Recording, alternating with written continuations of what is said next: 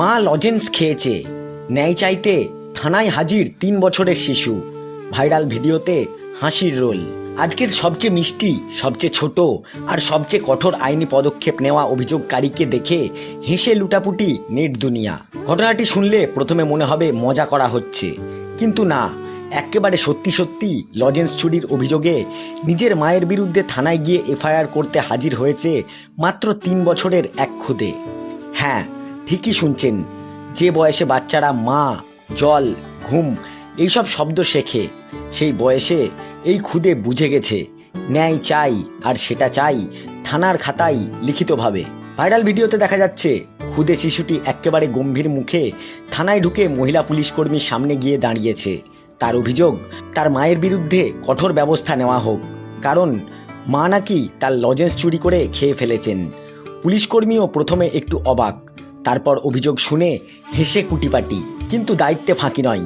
তাই তিনি হাসতে হাসতেই খুদে অভিযোগকারীর কথা মন দিয়ে শুনলেন আর রিপোর্টও লিখতে শুরু করলেন। একেবারে যেন দেশের ইতিহাসে প্রথমবার ধারা 370 নয়, ধারা আমার লজেন্স কে খেলো। খুদেটির মুখের অভিমান ছিল দেখার মতো। মনে হচ্ছিল এ যেন শুধু লজেন্স নয়, তার ছোট্ট জীবনের সবচেয়ে বড় বিশ্বাসঘাতকতা। ঘটনাস্থলে উপস্থিত সকলে এই দৃশ্য দেখে হেসে খুন।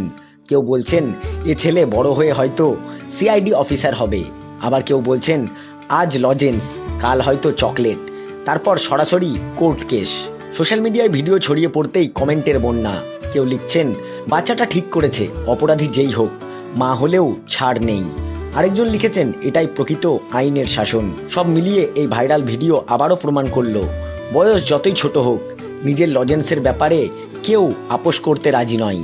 আর মায়েদের জন্য একটা বড় সতর্কবার্তা, বাচ্চার চকলেট, বিস্কুট বা লজেন্সে হাত দেওয়ার আগে 2 বার ভাবুন, কারণ এখনকার বাচ্চারা কাঁদে না, সরাসরি এফআইআর করে।